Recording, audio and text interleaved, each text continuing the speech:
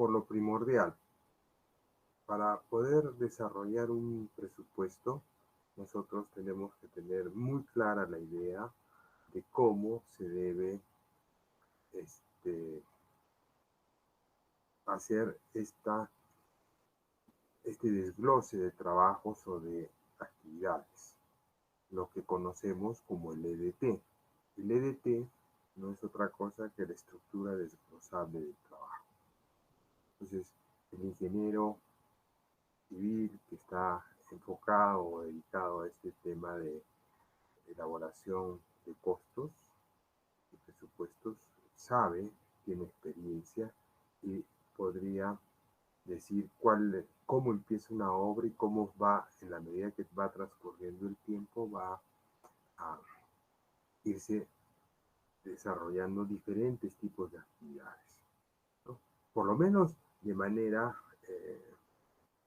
de paquetes, ¿no? Primero voy a hacer las obras provisionales, después voy a hacer trabajos preliminares, que probablemente sea en paralelo al momento de la programación de tiempo, pero tienen que estar estas dos primeras partidas en el presupuesto, ¿no? Otra de las cosas, a continuación de haber hecho los trabajos preliminares que debe terminar con el trazo del proyecto, lo que viene a continuación es excavación o movimiento de tierras, como conocemos la partida, movimiento de tierras, y pueden haber diferentes tipos de excavaciones, ¿no? Después de haber terminado la parte de movimiento de tierras, tenemos concreto simple, ¿no? Entonces, como ven, yo ya tengo en mi cabecita toda la secuencia de partidas que debemos ir colocando en el listado tipo cascada. Digo cascada porque es una por debajo de otra y así sucesivamente, hasta poder completar por lo menos el casco. El casco es la estructura sin ningún tipo de acabado, ¿sí? Entonces, ese va a ser mi primer presupuesto, el que yo debo elaborar. Después de haber hecho ese listado, ¿no?, nosotros tenemos la necesidad de remitirnos a los planos para que de estos gráficos ya definitivos podamos empezar a cuantificar. Es decir, nosotros vamos a tener que leer planos, tenemos que interpretar planos y de esos planos poder extraer todo aquello que hemos consignado en esta lista de actividades, ¿no? Entonces, la primera acción, elaborar el listado de actividades, y el segundo punto, empezar a cuantificar. Y esto, como repito nuevamente, vamos a tener que sacarlo y extraerlo de los planos. ¿Bien? Entonces, el capítulo 2 está enfocado en tratar de recordar, porque pienso ya que un alumno de cuarto año, terminando el cuarto año, ya conoce planos, interpreta planos. Aunque voy a ser muy sincero, que algunos ingenieros me ha tocado supervisar, el maestro domina más la lectura de planos que el mismo ingeniero, ¿no? En cuanto a algún tipo de pista, cortes, etcétera, ¿no? El leer un plano demanda un tiempo, hay que entenderlo, hay que tratar de mostrar de repente y acompañar y cotejar con otro tipo de planos para poder verificar algunos aspectos. Es cierto también que hay algunas diferencias, ¿no?, que se han encontrado entre los planos de arquitectura y los planos de estructura, porque probablemente el equipo de proyecto jamás se sentó en una mesa, se puso a conversar, se puso a discutir. El ingeniero nunca habló con el arquitecto, por ahí tienen problemas más en el tema de predimensionamiento. El arquitecto piensa que se puede hacer cosas y en el momento del gráfico a veces hay confusiones. No se revisan también a los cadistas, que son las personas que se encargan de hacer este tipo de dibujos y de planos. No se les da una verificación, si está bien, está mal. Ahora, definitivamente, hoy en día ya a través del BIM podemos decir que nosotros tenemos eh, la facilidad de interactuar entre el arquitecto, el ingeniero de estructuras, el ingeniero de instalaciones, ¿no? Por cualquier modificatoria, cualquier cambio que pudiese darse, va a ser observada o vista por todos los miembros del equipo de proyecto e inmediatamente podemos conversar y decirle, oye, ¿sabes qué? Al de instalaciones eléctricas, esos ductos no pueden pasar por este tipo de elemento porque estás afectándome la resistencia del edificio. Por lo tanto, te recomiendo, o si tú gustas, podemos hacer una falsa columna o otro elemento donde podamos, o si no, lo haremos adosado. Entonces, como ven, ahí esta tecnología de el BIM, que es el Building Information Model, nos permite tener proyectos mucho más certeros, precisos y fáciles de interpretar por el 3D, ¿no? A veces cuando nosotros nos dan un plano como el que vemos acá, están en dos dimensiones, entonces uno tiene que empezar a hacer coteja, como digo, con los cortes, elevaciones para poder hacer una buena lectura. Un ingeniero civil, eh, creo que en el tema de comunicación y en el PMI hay un área de la gestión del conocimiento del PMI que se llama la gestión de las comunicaciones, ¿no? Entonces, ¿qué o cuán importante resulta el tema de comunicación y cómo nosotros nos comunicamos en nuestros proyectos de ingeniería? Entonces son de cuatro formas, ¿no? Una manera escrita, que creo que es algo usual entre todos los seres humanos, pero lógicamente para el ingeniero la parte escrita es utilizar términos, ¿no?, apropiados, que estén señalados en aspectos, no usar la jerga que normalmente se suele utilizar. Entonces, hacer mención a muchas normas, a muchos artículos de los reglamentos. Entonces, es la manera como un ingeniero debe escribir un informe, redactar una carta, escribir en el cuaderno de obra. Entonces, la redacción objetiva, la redacción empleando términos apropiados es algo fundamental, ¿no? La ortografía, ¿no? Antes el cuaderno de obra, ahora ya el cuaderno de obra es digitalizado, pero hace un tiempo atrás el cuaderno de obra era manuscrito. Entonces, había ingenieros que tenían una letra que parecía de médico, ilegible. Dice, ¿qué cosa quiere decir este señor? Oye, ¿qué ha puesto acá a veces? Algunos residentes que no entiendo lo que escribes. ¿Puedes explicarme? ¿No?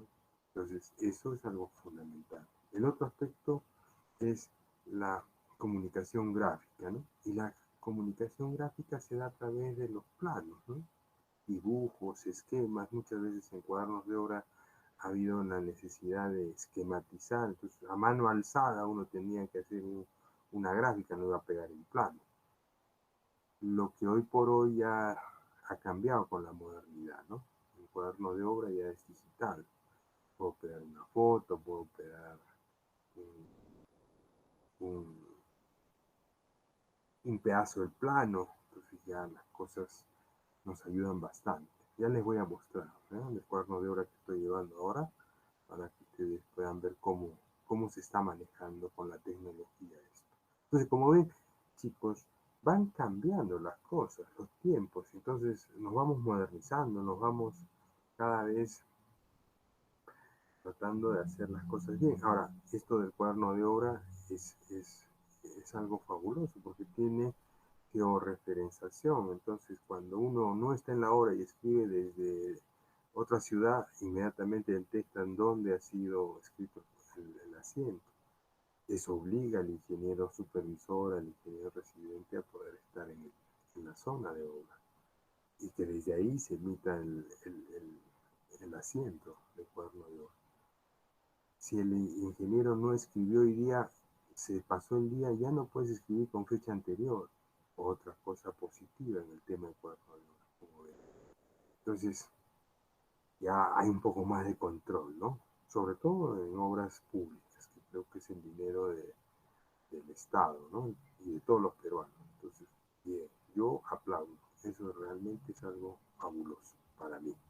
Entonces, los planos representan otro tipo de comunicación, la comunicación verbal, el saber expresar, el saber dar indicaciones en proyectos, cuando desarrollamos un expediente técnico con nuestro equipo o cuando estamos en obra, con los maestros, los jefes de línea, con el administrador, con el de almacén, ¿no?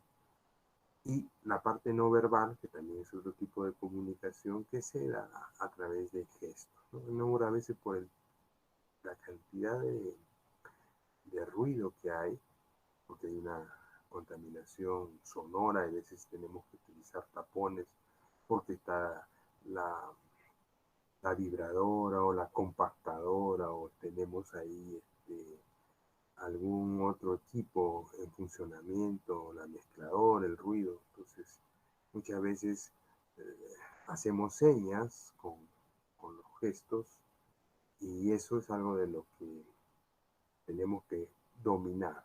Y si no estamos capacitados, creo que es algo que se puede desarrollar, ¿no? En el tiempo. Y ustedes tienen que preocuparse por tener estas cualidades que son las competencias blandas de un ingeniero civil, ¿no? El tema de comunicación. Qué importante es la comunicación para el éxito de un proyecto. Y toda comunicación se da entre dos partes, ¿no? El emisor, que es el que da la información, y el receptor, que es la persona que te está escuchando. Entonces uno tiene que saber en qué términos expresar. Yo al maestro de obra o a un operario o un ayudante no le voy a hablar del momento flector debido a que me va a entender. Tengo que utilizar el lenguaje que él emplea. Tengo que conocer. A veces el ingeniero de campo tiene que dominar algunos objetos, por decir, en el caso de las maderas, ¿no? Para los encocados. Muchachos le llaman a un barrote que tiene 90 centímetros a un metro. Entonces, tú le dices el barrote, de repente te mira y se rasga. El muchacho, ellos ya hablan, ese es su argot, ¿no? Su forma de expresión. Y el ingeniero tiene que saberla entender, ¿no? Bueno, eso como un preámbulo para resaltar la importancia que tiene el tema de comunicación y como hemos visto los planos son parte de lo que se desarrolla y se utiliza bastante en obra, ¿no? Dentro de estos planos, bueno, ya todos saben que tenemos tres tipos, ¿no? Los planos de ubicación, los planos de arquitectura, los planos topográficos, los planos de estructuras, los planos de instalaciones eléctricas y los planos de instalaciones sanitarias. Estos vendrían a ser los planos para un proyecto de edificación, ¿no? O sea, y cada uno tiene una connotación, ¿no? En el caso del plano de ubicación está relacionado con la ubicación a nivel de una ciudad o de un país para tratar de ubicar el proyecto. Y esto generalmente va en la memoria descriptiva, ¿no? Entonces podemos saber esto para determinar justamente el costo, ¿no? Pónganse que el proyecto se ha encargado a una consultora que está en Lima, porque es la que ha ganado el proceso. Entonces, la ubicación le va a permitir establecer las distancias que tengan que haber de acceso, de penetración, de repente, cuál es el punto más cercano a la ciudad más próxima del proyecto, cuáles son los costos que manejan, y esto es algo fundamental. El tema del plano topográfico, importante por el hecho de relacionar con la nivelación, la igualdad que tendríamos que tener para el proyecto, cómo se encuentra el terreno natural, cómo debe estar en el proyecto, qué tipo de cortes, qué tipo de secciones. Nosotros vamos a tener que definir volúmenes de corte, de relleno. Entonces la topografía es un plano que nos permite a nosotros desarrollar este tipo de partidas, ¿no?, relacionadas con el presupuesto. Los planos de arquitectura, es decir, la parte de acabados, ¿no?, donde empezamos a definir el tipo de acabados, si hay revestimientos, si va a tener algún tipo de enchape, y todas las partidas que hemos visto pues, en el curso de construcción 2, ¿no?, puertas, ventanas. Ahora, definitivamente que en el tema de acabados, el cliente, que es el propietario, es la persona responsable para poder eh, definir qué tipo de acabado va a querer, ¿no?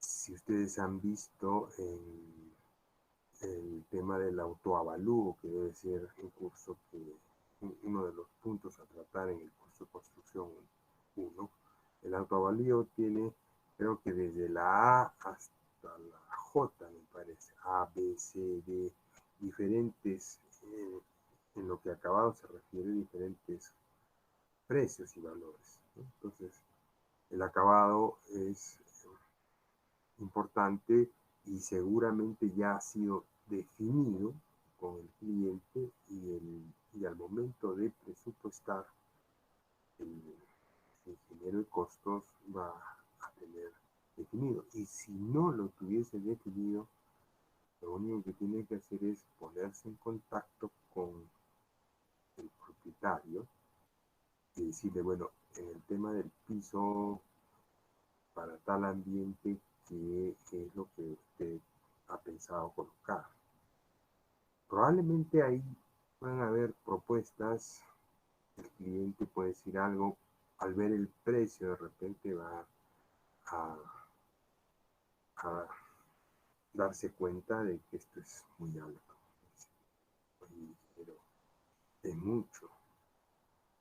Entonces el ingeniero dice, sí, pues te ha subido el precio porque le estás colocando este tipo de piso. Ahora, si nosotros ponemos, por decir, en cuanto a pisos de madera, ¿no?, de repente el parquet podría resultar muy alto. Entonces, pongámosle un laminado que está llegando importado, que va a cumplir con la misma función de que el ambiente sea cálido y está a la mitad de precio. Y te va a durar por lo menos de repente unos 20 años. Ay, ingeniero.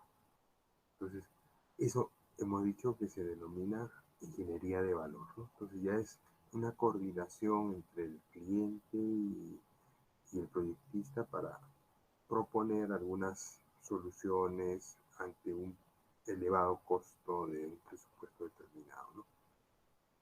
Bien, en el caso de la estructura, bueno, eso definitivamente está relacionado con el tema de seguridad. El aspecto estructural tendríamos que ver con desde las cimentaciones, la profundidad de cimentación, la profundidad, la calidad del concreto en cuanto a su resistencia, y todo eso ya ha sido analizado, ¿no?, por el especialista de estructuras para establecer una determinación, ¿no? Entonces vamos a tener ahí una serie de planos. Partimos de los planos de cimentaciones, Después de las cimentaciones tenemos los elementos verticales, placas, columnas, luego elementos horizontales como son vigas y losas que podrían ser aligeradas, losas macizas. El tema de los elementos inclinados como las escaleras, ¿no? Entonces, dentro de lo que corresponde a la implementación del edificio tenemos todo lo que son planos de instalaciones, ¿no? Entonces, como ven, la lectura de planos resulta pues importante y no hablamos de un solo plano, sino de una serie de planos que en su conjunto nos definen el proyecto y es lo que tenemos que letrar. Como ustedes han visto, estos 6 aspectos que hemos presentado van a dar motivo a que se elabore el presupuesto de nuestro proyecto.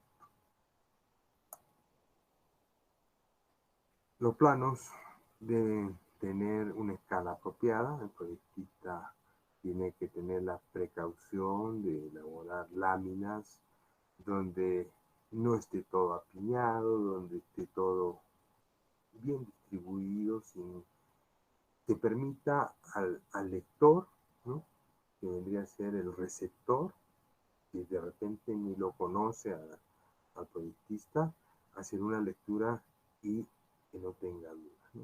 Hemos visto en algunos proyectos que por ahorrar un poco de papel, en una lámina te cargan muchas cosas y al final genera confusión, ¿no? Entonces, la nomenclatura, es decir, la definición de cada uno de los planos con sus iniciales, ¿no? A es arquitectura. Entonces tengo dentro de la letra A el plano A01, el plano A02, plano A03, plano A30, ¿no? Entonces cada uno establece si es un plano de planta, es un plano de cortes, elevaciones, detalles, etcétera, ¿no? Pero tiene una nomenclatura, tenemos una relación de planos, ¿no?, donde establecemos. En el caso de las planimetrías con la letra P, topografía con la letra T, o sea, tiene una inicial cada plano. Estructuras con la letra E mayúscula, E01, E02, E03, y lo que representa, ¿no? A veces cada una de estas representa cimentaciones, representa losas primer nivel, losas segundo nivel, losas tercer nivel, etc. Entonces, eso tenemos que establecer.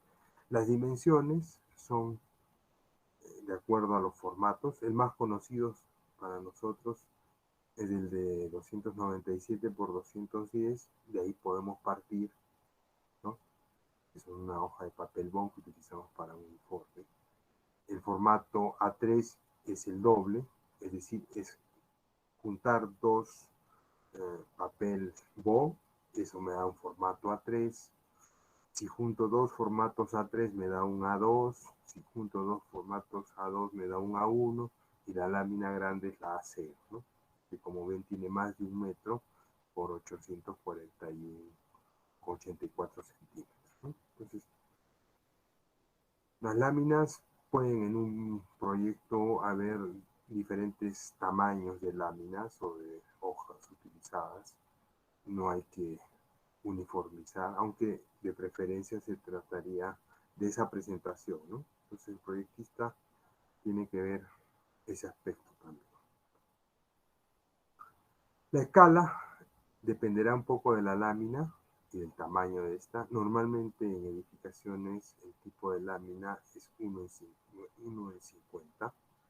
El tema de detalles ya se ve a nivel de una escala un poco más grande en cuanto a dibujo, y ahí utilizamos para el tema de detalles 1 en 20, ¿no?, 1 en 10 muchas veces, ¿no?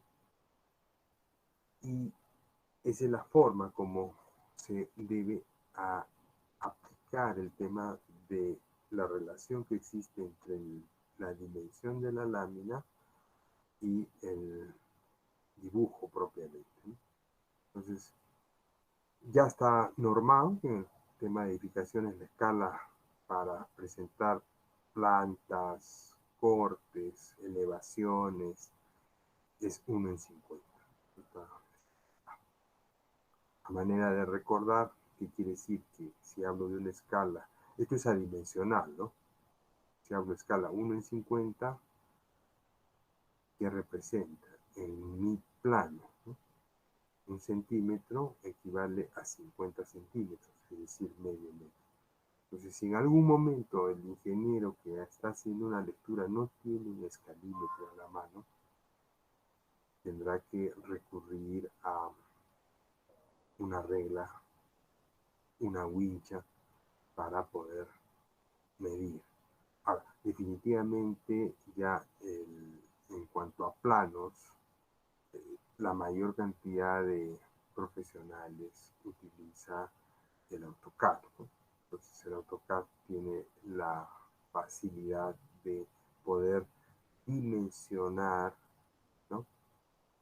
Y hacer una lectura sin necesidad de utilizar un escalito. Esa es otra de las cosas y de las ventajas que esta herramienta nos permite.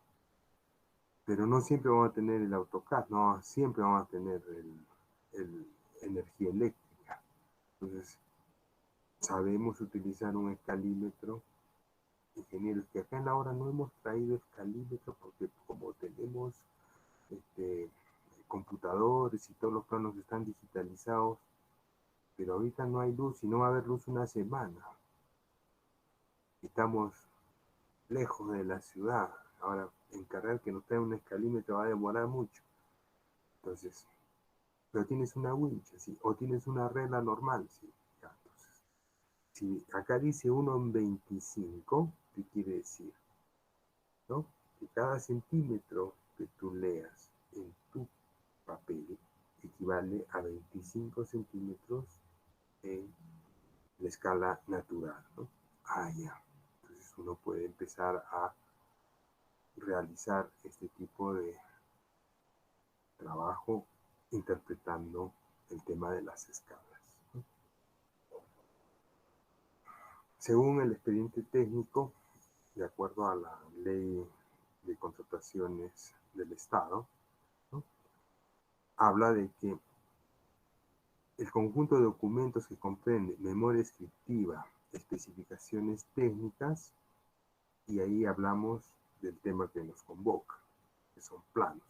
Los planos de ejecución de obra, metrados, presupuesto de obra, fecha de determinación del presupuesto de obra, análisis de precios, calendario de avance de obra valorizado y fórmulas polinomios.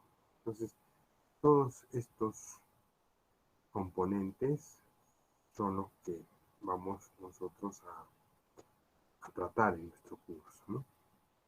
Bueno, aparte de esto, si hay necesidad de algún tipo de memoria de cálculo, que eso es lo que ya se exige ahora en los expedientes técnicos, tiene que estar incluido dentro de los anexos, ¿no? Lo que son estudios de geotecnia, ¿no? Para poder refrendar el cálculo, el diseño, ¿no? Entonces,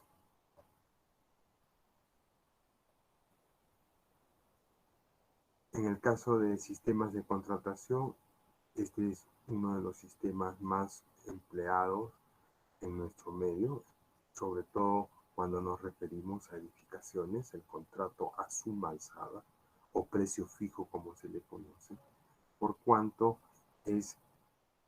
se le dice así por cuanto es algo que se puede determinar y no va a variar, ¿no? La zapata diseñada por el calculista que tiene 1,20 m por 1,40 m y altura 0,60, eso no va a cambiar. Entonces, por lo tanto, se puede cuantificar, se le puede poner un precio, sí, ¿no? Entonces, por eso dice, contratos o los sistemas de contratación a suma alzada, aplicable, dice, a las cantidades, magnitudes y calidades de la prestación estén definidas en las especificaciones técnicas, en los términos de referencia, o en el caso de obras, en los planos, especificaciones técnicas, memorias descriptivas y presupuesto de obra, ¿no? Entonces, es algo que existe en la forma de ejecución, contrato a suma alzada o precio fijo. Otro artículo importante dentro de la ley de contrataciones que debemos saber es el orden de prelación. La prelación representa qué es primero, es una jerarquía, ¿no? O sea, dentro de un contrato, ¿qué tiene mayor peso, ¿no? Entonces, según la ley de contrataciones del Estado, y esto solamente para obras públicas, para si en una cláusula de un contrato privado esto se estipula, no habría nada que discutir, porque está especificado y detallado en una cláusula de nuestro contrato. Pero en el caso de obras públicas, si no se dice, la ley, a través de este artículo del reglamento, lo establece. ¿Qué dice? Tratándose de obras, el postor formula dicha oferta considerando los trabajos que resulten necesarios para el cumplimiento de la prestación requerida, según los planos. Luego vienen especificaciones técnicas. Luego viene memoria descriptiva. Miren en dónde está el presupuesto de obra. Entonces, si ustedes ven el orden de prelación, primero planos, después especificaciones técnicas, después memoria descriptiva, y en cuarto lugar está el presupuesto de obra, ¿no? Entonces, cuando a veces los contratistas dicen, pero no me pagan, pero está en planos, sí, acá está dibujado, ya pues, tienes que hacerlo. Si, si no te pagan, tú en el momento de haber hecho el proceso de selección, has debido revisar y decir, esta partida no está incluida y está en el plano. ¿Ya?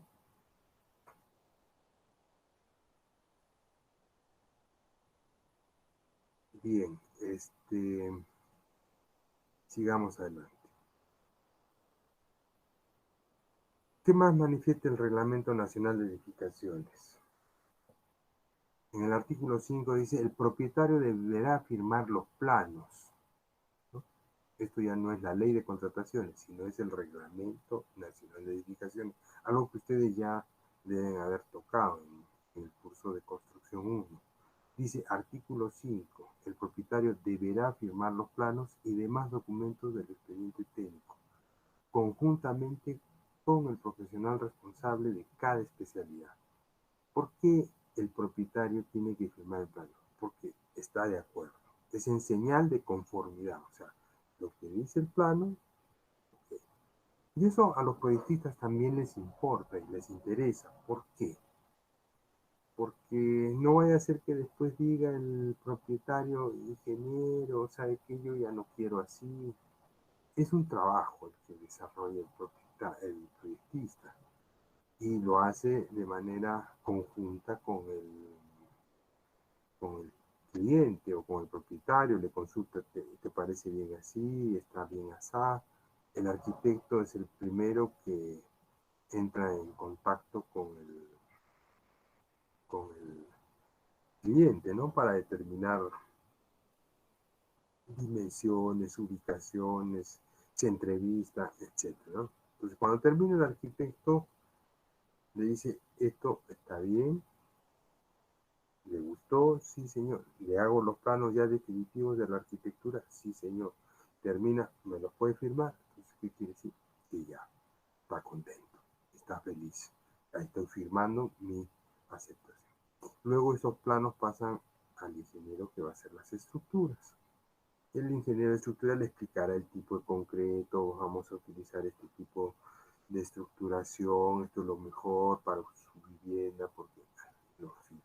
Entonces, cada plano tiene que tener registrada la forma. En el caso de las entidades, ¿no? Cuando hay obras públicas, quien firma pues este plano no es el alcalde, sino probablemente el gerente de desarrollo urbano en representación del alcalde, porque el alcalde pues no siempre es ingeniero, de repente es un médico, un abogado, de repente no es profesional.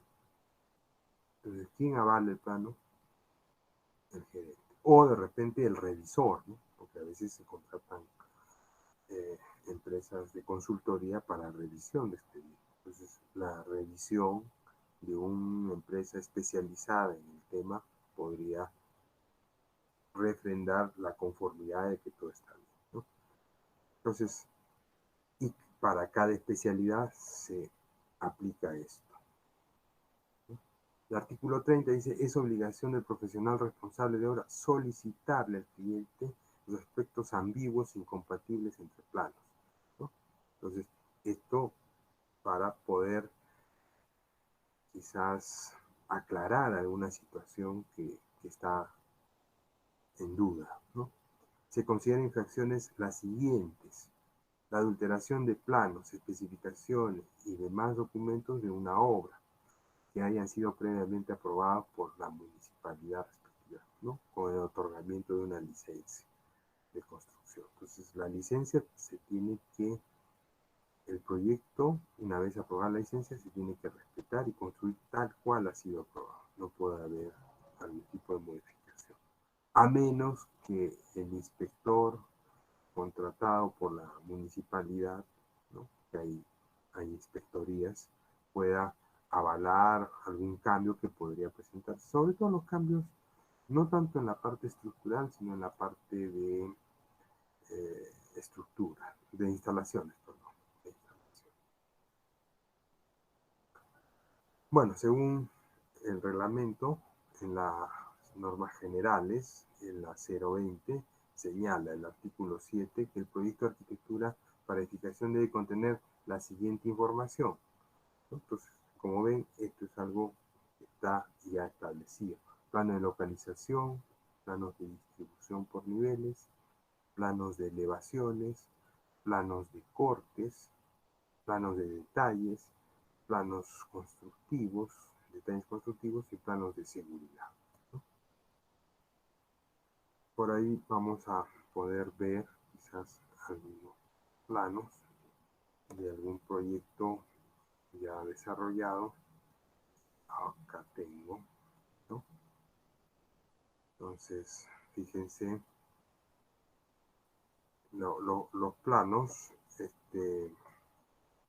nos permiten tener un nivel de detalle, ¿no? Este es un plano de estructuras. Entonces, en el plano de estructuras tenemos acá una zapata, tenemos el elemento vertical, que es una columna de esta forma, porque esto es un octógono. Definimos las dimensiones de la zapata, en este caso es 1,20 por 1,20, es un cuadrado. El tipo de acero de refuerzo que va a utilizar en una dirección, acero de 5/8 distribuido a cada 20 centímetros. En la otra dirección tenemos lo propio. Entonces, ¿no? En el caso de planos de arquitectura, de la misma manera, ¿no? Tenemos la distribución, el acceso, esta es la calle principal.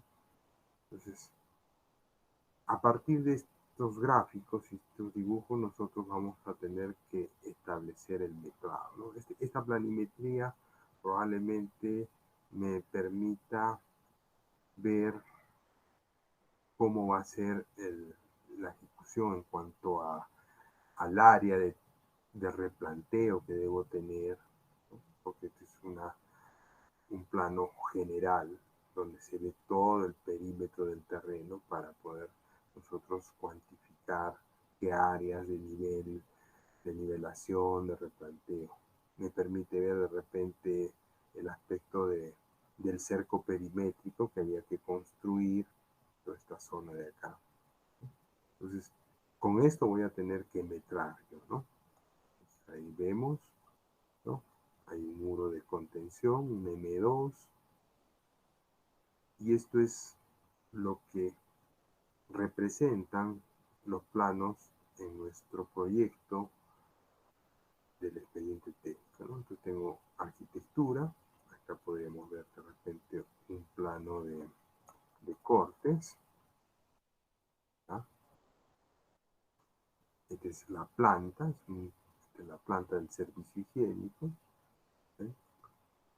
que encaja con el octógono. Claro, no se ve todo lo demás, pero estamos observando cuáles son las dimensiones, qué tipo de puerta es una puerta P03, que tiene un ancho de 1 metro, una altura de 2,30 metros. Entonces, en cada dibujo está especificado y detallado cada aspecto del proyecto, que me van a servir para poder cuantificar mis presupuestos, ¿no? Vemos acá 2 lavatorios tipo balín, igual acá.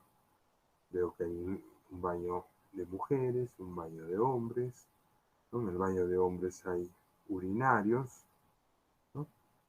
Los urinarios son babies de color blanco, o sea, ya está especificado el tipo de color. Tenemos inodoros, babies también, por el tamaño de un jardín de infancia. Entonces todo eso es lo que los planos nos van a mostrar. Y esto es lo que ustedes tienen que conseguir para poder nosotros realizar nuestra práctica, ¿no? Entonces, en los planos hay un detalle, que es la cobertura con ladrillo pastelero, ¿no?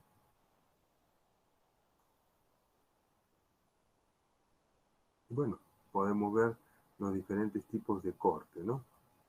El corte CC, ¿no? Que está lado acá, como ven, este es el corte D, es el corte A, está ahí la línea, corte B y el corte C, ¿no? La flecha indica hacia dónde se pone el observador, ¿no? Esa es la dirección. Yo me tengo que parar acá para poder ver este corte. Por eso en este corte C nos estamos poniendo delante de esa línea y esto es lo que vamos a observar. Fíjense acá el tipo de ventanas, ¿no? Cómo llega el techo del octógono y cómo el pastelero entra hasta el fondo. Entonces ese tipo de dibujo me muestra de que el pastelero no solamente empieza donde arranca o termina el techo inclinado del octógono, sino penetra hasta el extremo, ¿no? Acá estas ventanas son las que se tienen que rebatir, ¿no? Esta línea punteada dice que estas ventanas deben abrirse, esta no, y estas dos sí, o sea, hay 4 hojas que se abren en la ventana. Eso es lo que me está mostrando el dibujo. Entonces, la interpretación es fundamental para poder desarrollar el trabajo. Entonces, tenemos eso como parte de los planos que estamos revisando. ¿Qué más sobre el reglamento? Estoy tratando de resaltar lo más importante que está normado, o sea, no es un invento de los profesionales, sino todo está estipulado en los reglamentos, en la ley de contrataciones, como se está presentando. ¿Cuál es el requisito general? Proyecto. Los planos del proyecto estructural, ¿no? Hablamos planos de estructuras. Deberán contener información detallada y completa de las dimensiones, ubicación, refuerzos y juntas de los diversos elementos estructurales. Igualmente se indica la calidad de material, etc. Todo eso en el plano debe estar especificado. Aparte de las especificaciones técnicas, en un plano de estructuras debe estar precisado donde tenemos acá, ¿no?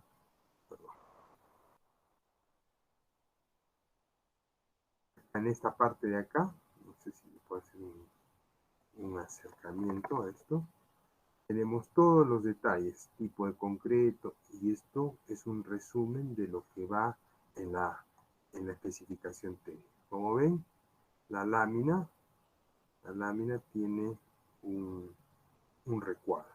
Entonces, esto es algo de lo que precisa esta lámina de acá, ¿no?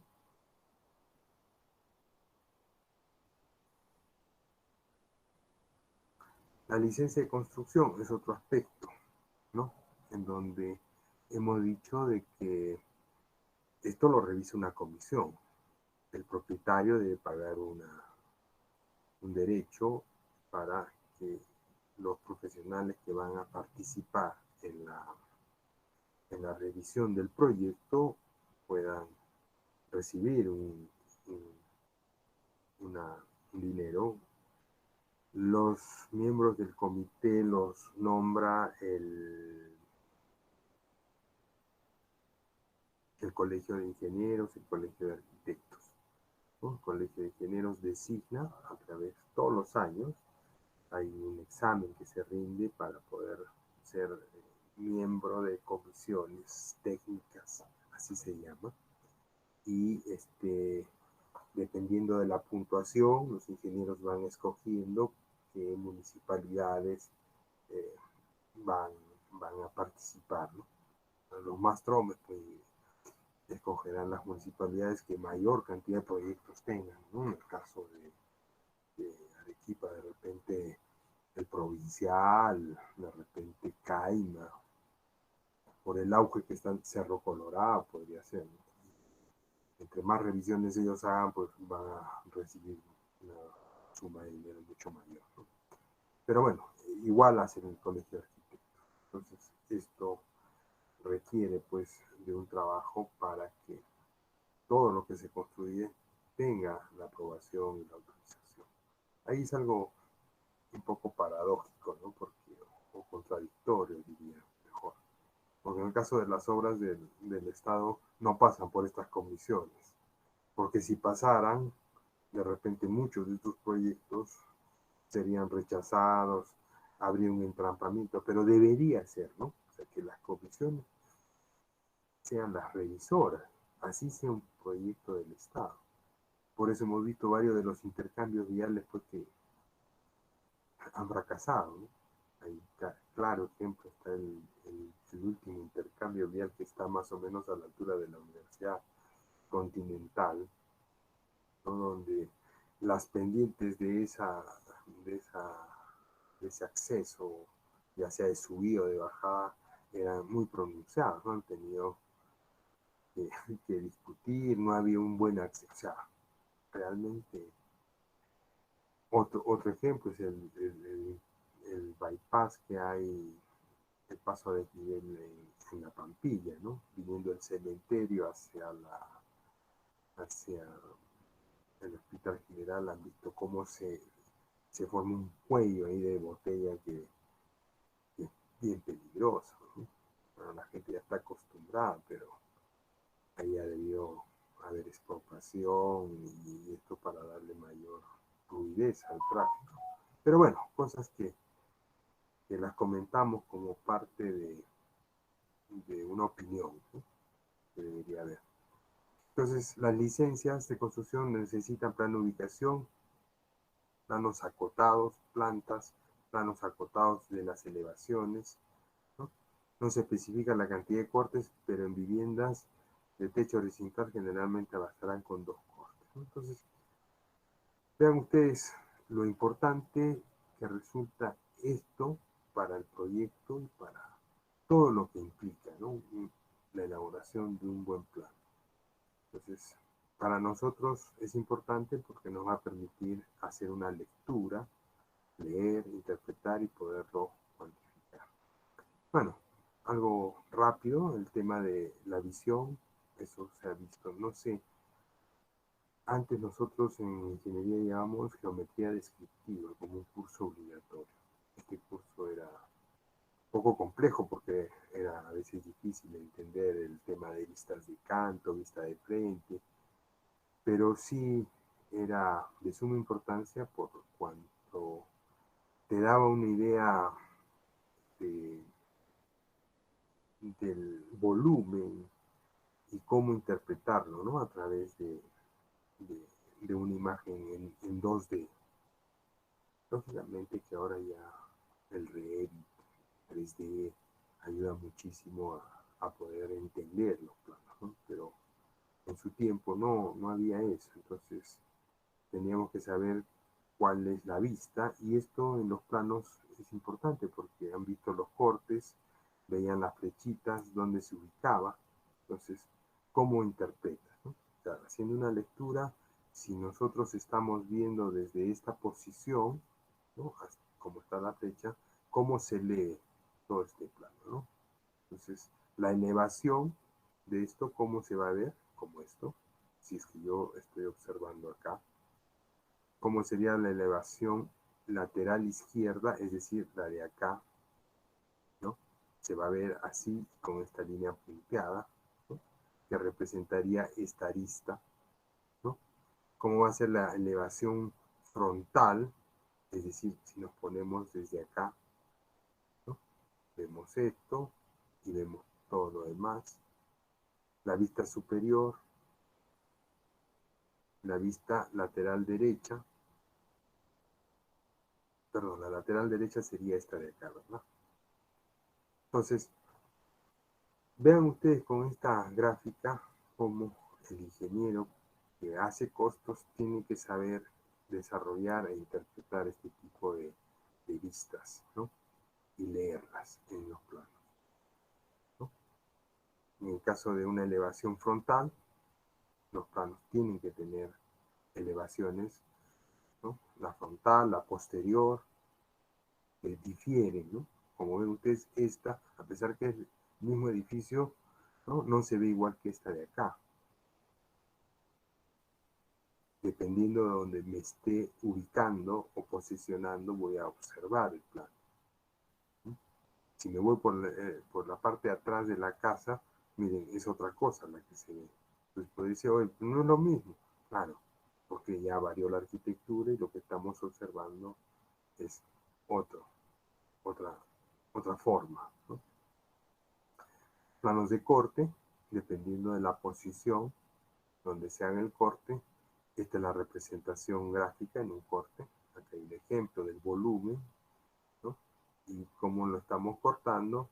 Y lo que está en el corte tiene una línea más gruesa y lo que está hacia adentro es una línea mucho más delgada, ¿no? Cuando dibujamos planos con el Rapidograph, que eran plumas de tinta líquida que había que utilizar con las escuadras, la regla T que era la que te marcaba el horizontal y todo eso, bueno, era un poco más simple. Eh, Había que tener mucho cuidado en utilizar diferentes, para cada, cuando eran cortes, cuál era la línea, la gruesa, con la, había la 0,5, la 0,2, la más delgadita, la 0,1, ¿no? Había que ver las líneas punteadas, bueno, todo eso ya ha quedado en el pasado, no es parte de la historia, ya nadie te dibuja láminas así a mano, ¿no? El tiempo que demandaba era fuerte. A veces había que borrar y rectificar las láminas porque caía un poco de tinta, o te equivocaste en una línea, había que muy delicadamente utilizar una de estas hojas de afeitar para poder raspar y retirar. El tipo de papel era otro, Canson se llamaba el tipo de papel que se utilizaba. Uno primero que tenía que hacer un dibujo a lápiz, ¿no? Y después sobre ese dibujo a lápiz calcarlo ya con tinta. Entonces fíjense, era tiempo lo que demandaba un proyecto. Estos son los planos en planta. Generalmente la planta o el corte, como dice acá, se da a 1,20 m. Entonces hay algunos elementos que no van a aparecer en ese plano, porque sabemos que el corte está sobre el nivel de piso a 1,20 m. Entonces, imagínense unos ventanales cuyo alféizar es de 40 centímetros, es muy probable que no figure en la planta y solamente se vea como que hay una ventana. Entonces yo necesitaría ir a ver algún corte donde sí se pueda ver ese alféizar que tiene 40, 50 centímetros, ¿no? Entonces, como ven, hay normas que debemos nosotros eh, establecer, tener el criterio, preguntar. Yo creo que ustedes están en proceso de de aprendizaje, de formación, y por lo tanto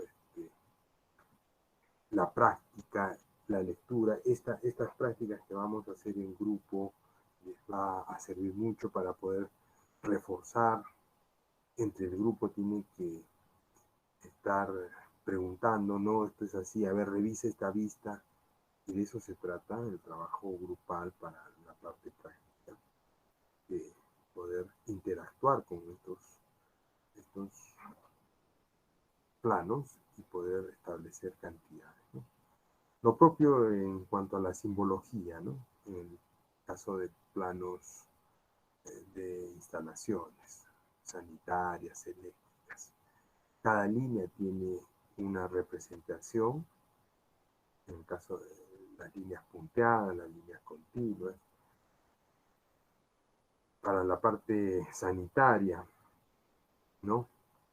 Cada una de estas imágenes, de acuerdo a la norma, y esto está en el Reglamento Nacional de Edificaciones, representa un tipo de accesorio o aparato que fuera a utilizarse en las instalaciones, ¿no? Igual en la parte eléctrica, ¿no? Pues de ahí entraríamos, después de haber visto los planos y la importancia que estos tienen para el presupuesto, podemos hablar de la parte del metrado, ¿no? El metrado, antes del año 70, ya había la necesidad de establecer en todo el territorio nacional un reglamento, porque se veían proyectos que no tenían la uniformidad. Entonces, en el año 79, ¿no? Todavía estábamos en el gobierno de Juan Velasco Alvarado, se promulgó este decreto supremo de vivienda y construcción del año 79, donde establece que esto iba a ser de aplicación para todo el Perú, ¿no? De Tumbes a Tacna y de oriente a occidente. Así que ya no había nada que discutir ni poner en duda. Entonces, a través del tiempo esto se ha ido modificando. En el año 2010 se ha emitido un reglamento técnico de metrados para poder establecer estos criterios, ¿no? Es la manera de cuantificar el valor absoluto que tiene una unidad definida que la establece el Reglamento Nacional de Metrados. Entonces, ya lo que está normado no se discute, simplemente se aplica. Y eso a nosotros nos sirve para poder desarrollar el metrado. Entonces, el ingeniero, cuando va a empezar a presupuestar, tiene que tener su reglamento al lado para poder establecer unidades, determinar o aclarar aspectos relacionados con cierto tipo de actividades, ¿no? Valores son el producto de la lectura de los planos del proyecto, teniendo como referencia el acotamiento. El acotamiento está referido a la dimensión que tiene estos elementos que conforman un proyecto, y las dimensiones de cada uno de los componentes o elementos que lo conforman, ¿correcto? En los casos de estos elementos carezcan de valor numérico escrito, podremos utilizar el escalímetro, ¿no? Porque a veces puede haberse pasado por alto algún número, ¿no? Entonces, ante la duda, podemos utilizar el escalímetro, o en el CAT poder ver qué dimensión tiene el proyecto. Porque se supone que todo el plano está dibujado a una escala determinada. En los planos, a veces cuando se imprimen, en la impresión hay una variación, ¿ya? Hay una diferencia, porque en la copia ocurren pues estas imperfecciones. Entonces, a veces con el escalímetro hay una línea, dos líneas, pero si está acotado, la cota es la que manda, ¿no? Eso ya es una norma. con el fin de fomentar el concepto de la calidad en la industria de la construcción, es necesario asegurar que el proyecto de obra empiece con un expediente técnico de obra de gran precisión y veracidad, ¿no? Que recae en, en los planos, ¿no? A veces también he notado de que en algunos expedientes técnicos hacen pues los ingenieros proyectistas un copy-page que les permite, y ni siquiera lo leen y lo revisan, ¿no? Entonces, a veces uno dice, pero acá el plano dice una cosa, y tú lees la especificación técnica y no tiene nada que ver, es de un canal, es de otro tipo de obra, o sea, ¿qué pasó? Y bueno, pues, eso, miren, queridos alumnos, es una falta a la ética, porque cada ingeniero es responsable de lo que firma.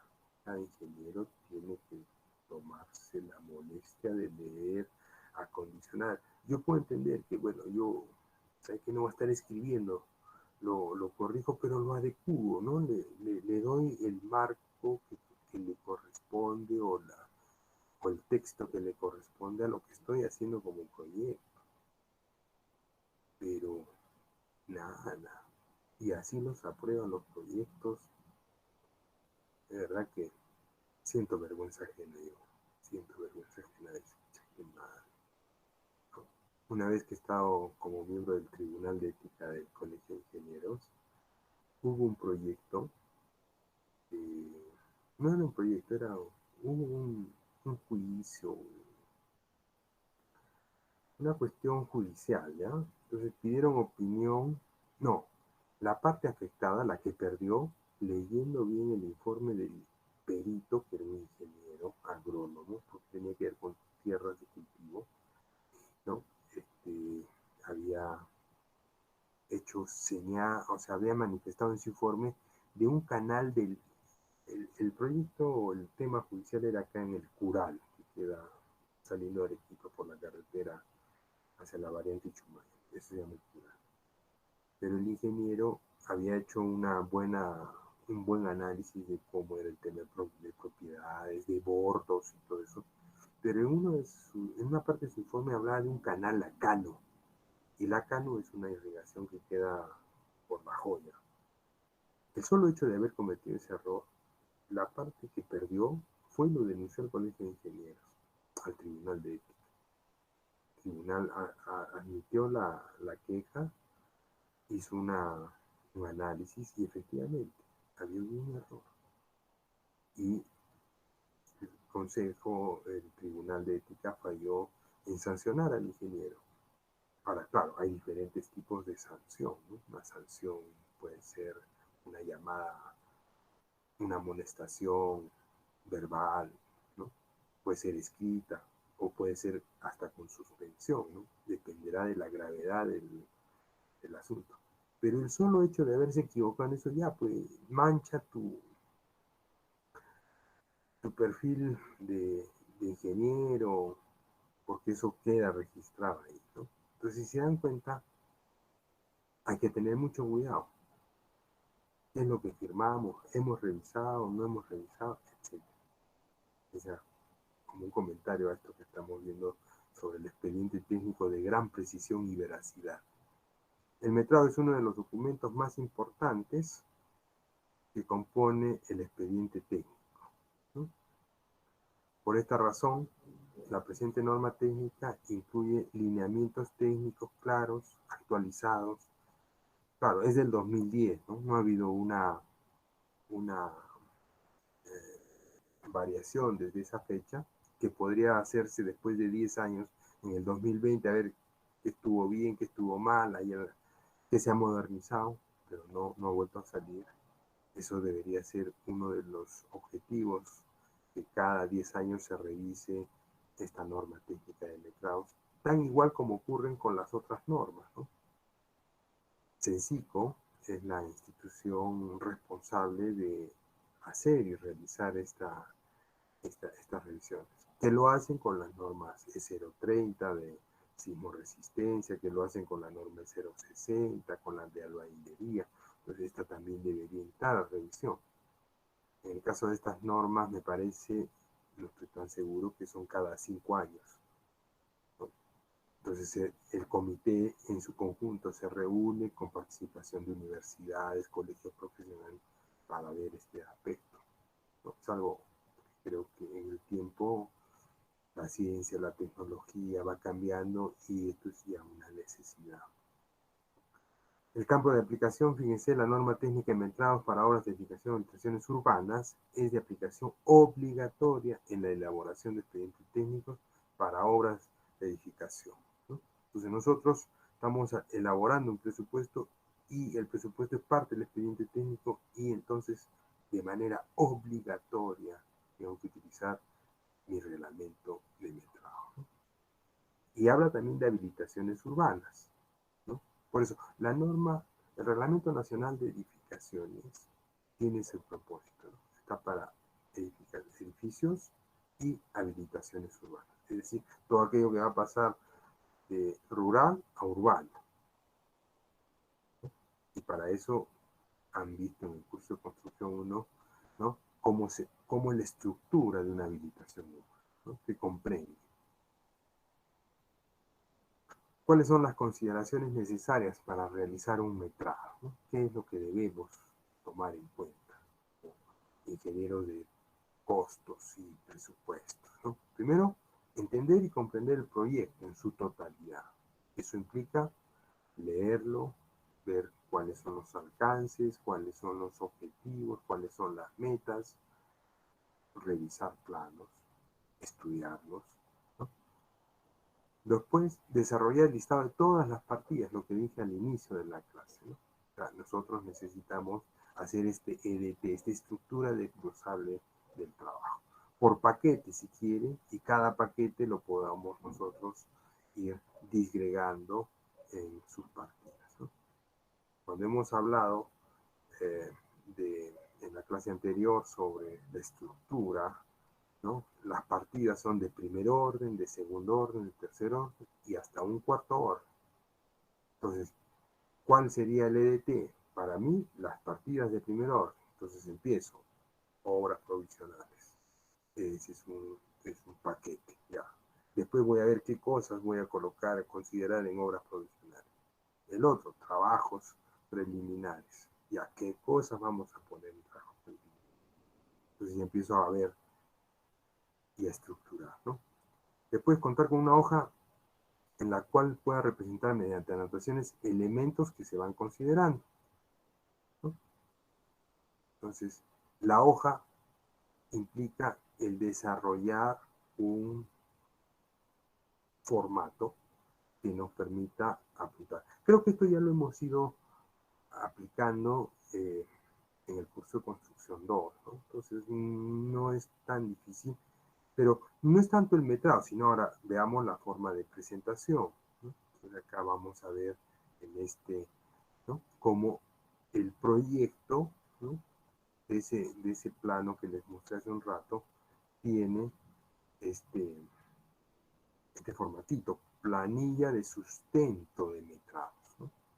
Entonces, después de haber hecho el metrado, el ingeniero proyectista debe contemplar y considerar dentro de su expediente técnico la planilla de sustento de metrados. En caso de estructuras, equipos de protección individual, equipos, esto es para la parte de seguridad, ¿no? Entonces, cada una tiene su ítem, como ya hemos dicho, acuérdense en la clase pasada, el ítem es para varias cosas, eso no va a variar, ¿no? Y así, ¿no? Por decir, demolición de muros, ya. Cerco al lado izquierdo, entrando, vean la descripción, ¿no? Que permite utilizar algo que oriente a la persona que revisa. Allá. Entonces, si yo me paro frente a la puerta de entrada, a la izquierda, allá. Entonces, ¿no? ¿Cuál es el largo? ¿Cuál es el alto? Etcétera. Cerco al fondo, tramo recto. Seguramente hay diferentes componentes. Tramo curvo, ok. Entonces, ¿cómo se utilizan estos términos en la descripción para poderlo desarrollar? Entonces, esta es la planilla del sustento de metraje. Eso es lo que tiene que presentarse junto con el presupuesto. Entonces, Porque alguno dirá, ¿y de dónde te sale esto 56.13? Ah, ya. Ah, esto sale de multiplicar esto, por esto, por esto. Ok. Ah, ya. Entendido. Perfecto. ¿Veo el plano? Sí, pues, efectivamente. Esa es, ¿no? Bien. Eh, regresamos acá, ¿no? Entonces, esto es algo que podemos utilizar para diferentes tipos de metrados. En el caso del acero, igual, ¿no? Descripción, diseño, y tenemos diferentes diámetros y esto se puede ir anotando. Entonces acá nosotros nos ayudamos con imágenes de figuritas, a veces podemos eh, generar si es el acero longitudinal, y caramba, ahí está, ya le hago así una forma, ya sé que esto es el longitudinal, ¿no? O le pongo así una forma de este, ya, este es el estribo, y lógicamente este gráfico me va, ¿no? Perdón, acá es literal y acá iría el diseño del fierro, ¿no? Como este libro. Entonces es un modelo que está en el libro de la Capeco sobre metrado o costos y presupuestos, que se los voy a proporcionar. Bien, entonces vamos a continuar, ¿no?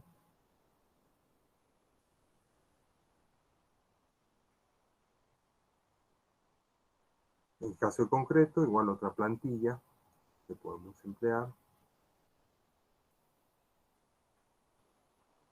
La comparación paramétrica, esto es algo importante porque nos permite tener unos ratios, que los ratios son indicadores en base a estándares ya establecidos, y esto es algo positivo, ¿no?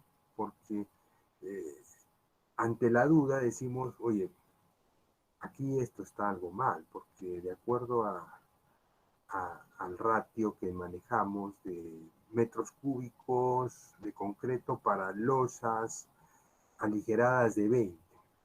Si yo multiplico la cantidad de metros cuadrados totales que tengo de losa de 20, deberían haber, por poner un número, 30 metros cúbicos de concreto. Sin embargo, oye, el metrado nos está saliendo 20. Algo está mal. No, nos debemos haber equivocado. Revisemos de nuevo. Estos son los, los, la comparación paramétrica que se debe hacer dentro de lo que es presupuesto para tener la certeza de que no ha habido error. Entonces, cada empresa puede manejar sus ratios y estos ratios son pues para podernos ayudar, ¿no? Pues en acero y concreto, y logramos cuántos kilos por metro cúbico, ¿no?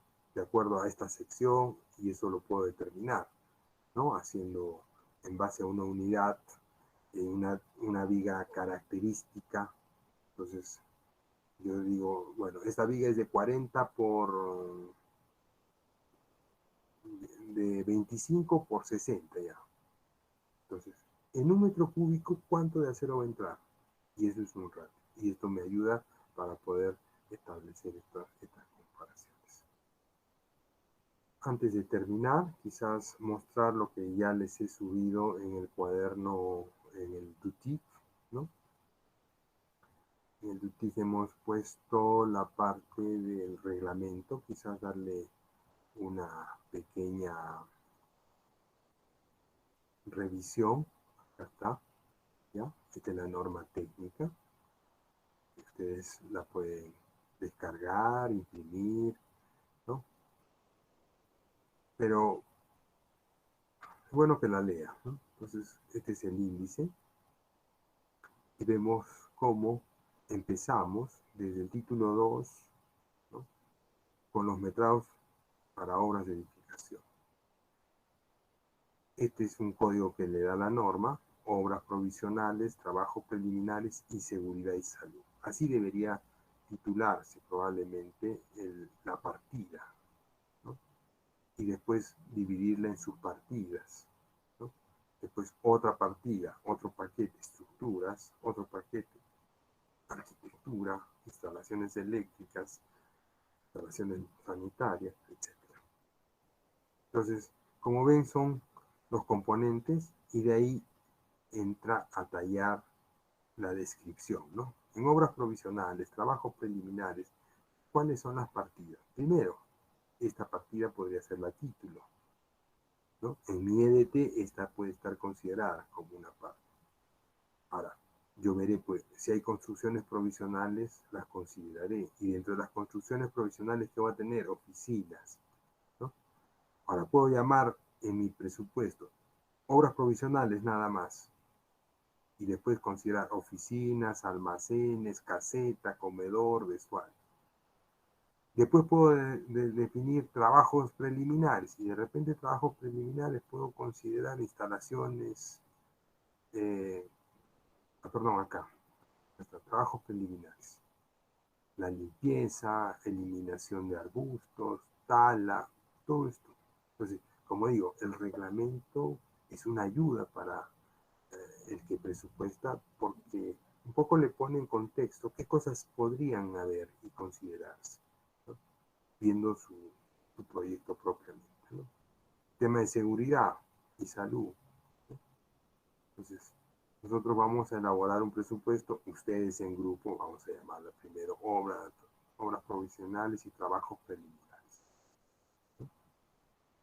Entonces, de ahí veremos qué consideramos. De repente tengamos un poquito que simular algo, ¿no? Pero procuremos siempre que sea el proyecto lo más real posible, lo que vamos a presentar como trabajo final, ¿sí? Entonces esto ya ustedes lo deben revisar para la siguiente clase, de manera que podamos tener bien zapatas, ¿no? Después, ahora, si nosotros nos vamos a la partida propiamente, acá está la forma. En el caso de cimientos corridos, nos describe. Por esta denominación se entiende los elementos de concreto ciclópeo que constituyen la base de la cimentación de los muros. Por lo general su vaciado es continuo y en grandes tramos, de allí su nombre de cimiento corrido. Estos son muros de albañilería, ¿no? O podrían ser también cimientos corridos o zapatas corridas, como se conoce, ¿no? Pero entonces hay que tratar de establecer. Esto lo aclaramos en la especificación técnica. La unidad de medida, metro cúbico. La forma de medición es el cómputo total del concreto se obtiene sumando el volumen de cada uno de los tramos, ¿no? En tramos que se cruzan se medirá la intersección una sola vez, ¿no? O sea, para que no se duplique. Entonces te dan la forma como debes metrar. Y así, como ustedes podrán ver todo este asunto.